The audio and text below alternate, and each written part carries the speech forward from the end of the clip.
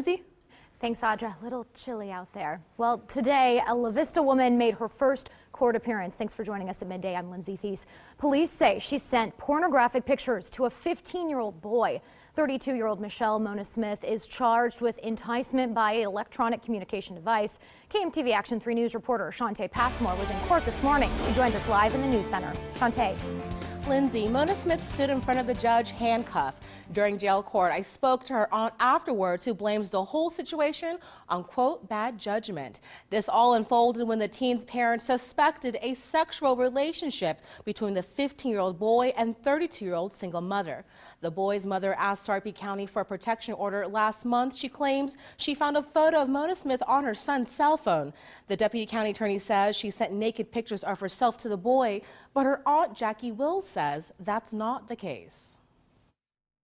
Sometimes Michelle she just does crazy, wild things because she's a funny person. I think people misunderstand people. I think in the courthouses they make things bigger than what they really are. I know what was sent. Wills says the boy is a friend of Mona Smith's daughter, who's about the same age. This morning, the judge set Mona Smith's bond at $10,000, forbidding her to have contact with minors except with her own children. Live in the News Center, Shantae Passmore, KMTV, Action 3 News Midday. Thanks, Shantae. Well, we want to follow up on a story we first brought you around this time yesterday at midday. People who knew the Omaha teacher and coach accused of sexually assaulting a minor say they are shocked. Police arrested this man, 46-year-old Daryl Clark, Wednesday at Monroe Middle School. He teaches there. An Omaha public school spokesperson says the arrest is not related to anything at the middle school. Clark is on administrative leave. Clark also coaches softball for the Bellevue West JV team and the Echoes fast pitch club teams. That's probably what makes it even more devastating. Is it's somebody you trusted with training young ladies for 8 years. And it kind of feels like he got kicked. Police haven't released any details specific to this case. They say they're not aware of any additional victims. A surprising plea right before a double murder trial was set to begin. Dontavius Lloyd pled no contest to charges Wednesday. Prosecutors say last December, Lloyd opened fire at an apartment at 108th and Ida, killing Destacia Strawn and her 2-year-old daughter. 3 other women inside the apartment were injured. A judge is expected to sentence Lloyd to life in prison come February. Health officials are testing students at Benson High for tuberculosis. This after the news that a fellow student tested positive for TB. Hundreds of students and staff were in close contact with the patient. Senior Trenton Erickson says he's worried. I just got over being sick with a stomach flu and out of a car accident about a month ago, so it's pretty crazy. I mean, it's a lot of school because of it. Now we got all this going on. There's a meeting tonight for parents at Benson High School. It's at 6:30. We plan on having a crew there at the meeting. And our own reporter, Miranda Christian, is out right now trying to find out more answers from health officials today. Look for those stories online and in our evening newscasts. Around the nation this midday, an 11-hour standoff is over in Tacoma, Washington. Police shot and killed the suspect in a deadly shooting of a police officer. Officers say they also took a girl and boy from the home and that those kids are okay. Police responded to a domestic violence call yesterday when this all went down. They haven't released the ID of the officer killed or the suspect. Severe weather slammed the Carolinas overnight. Violent storms have been ripping through the south. Heavy wind brought down trees, snapped power lines, and closed roads in South Carolina. In just over a day, more than a dozen confirmed tornadoes hit Louisiana, Mississippi, Tennessee, and Alabama. At least 5 people have died. Dozens more are hurt. In Alabama, hundreds of structures were leveled and thousands of people are without power. Jim Smith lost his business when a twister hit. My business is gone. It's no big deal. I'll get it all together and restart. Storms tore through Tennessee just as firefighters were beginning to get control of the deadly wildfires there. New cockpit audio raises troubling questions about the crash of a jet carrying a Brazilian soccer team in Colombia. 71 people died in that crash, only 6 survived. In the audio, the pilot calls air traffic control and says Flight 2933 is in total electrical failure, and out of fuel. As for the possible cause of the crash, Colombian officials think that there might have been a blackout in the motors. They say there was no fuel at the impact zone or in the supply lines. The Brazilian foreign minister says they don't want to speculate. AC manufacturer Carrier is keeping roughly 1,000 jobs in Indiana. This after President-elect Donald Trump negotiated a deal with the CEO. Kenneth Craig is in Indy with all the details. President-elect Donald Trump delivered on one of his campaign promises to save manufacturing jobs at this Carrier plant in Indianapolis.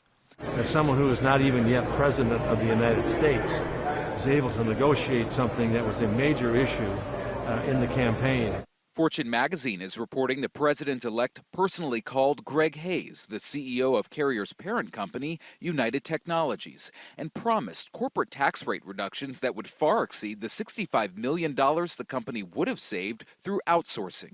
It starts with an attitude, okay, of this administration, this president, this vice president-elect, okay, is going to have open communications with business leaders. Mr. Trump's deal with Carrier also covers headquarters and engineering staff, and the company says it'll make new investments in the facility here. Just last week, we was just sitting down like, what are we going to do next year? So. Erica Ferguson's husband has worked at the plant for 15 years. She believes Mr. Trump's deal will help him make it to retirement in a couple of years. I didn't vote for him, but hey, I do support whatever he's doing right now because it's helping me and my family. United Technologies gets 10% of its revenue from federal contracts. The company hasn't said if those contracts played a role in its decision to keep the jobs in America. Kenneth Craig, CBS News, Indianapolis. A small western Iowa police force is growing by 4 legs, but they're asking for help to keep the new addition. This is Pico. He's a German Shepherd and is the new canine for the Logan Police Department. Now, the Logan Police Department is very small. The dog is actually just their 4th member. Officer Chris Jokum says that keeping Pico is very important. Drugs are everywhere, you know, no matter what anybody says or what anybody thinks. I mean, they're in Logan, you know, they're in the small towns. They're going to be around with him on duty, him out there.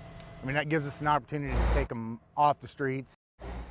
So to keep the police dog, the department needs to raise $5,000 by the end of January. For info on how you can donate, look for this story on your Channel 3 app or at kmtv.com. The Adopt a Family Radioathon is underway. It's something our sister radio station, Star 104.5, does. They team up with the Salvation Army to make sure every child has something under the Christmas tree on Christmas morning. Today, callers are taking donations at Westroads Mall. Now, that money that people call in and pledge goes towards giving the families' kids gifts and groceries. Usually, you know, you have these moments when you're giving to a charity or something during the Christmas season where you're just giving $1 and then you walk away. Well, this is a moment where you don't get to just give $1, you get to give of yourself because you get to meet the family as well. The Radioathon will go until 6 o'clock tonight, but don't worry, if you miss it today, you have from 6 a.m. to 6 p.m. tomorrow. And here's what I want you to do. I want you to grab a pen, take a look at your screen. If you would like to adopt a family for Christmas, jot down that number you see on your screen. That number is 402-898-6050. Well, you know, it's such a fun thing that they do every year, Audra, and it's great to see people finally getting in the Christmas spirit. Yes, it really is. You know, our temperatures don't quite feel like it's Christmas just yet. Yeah. Hard to believe it's December 1st. I know. But you know, it's great that, I mean, we had been so spoiled with some really nice weather. We really were. So, and you know, this weekend there's still a little bit of nice weather to squeeze out before we get some maybe, you know, snow next week. So we'll take it. Can't wait to hear about the S word, and nice to hear that we have some nice weather. That way we can make all of those loved ones put up their Christmas lights if they haven't yet. Well, if you have an Android phone, I want you to listen up how hackers may be gaining access to your cell. You're watching KMTV Action 3 News live at midday. Team.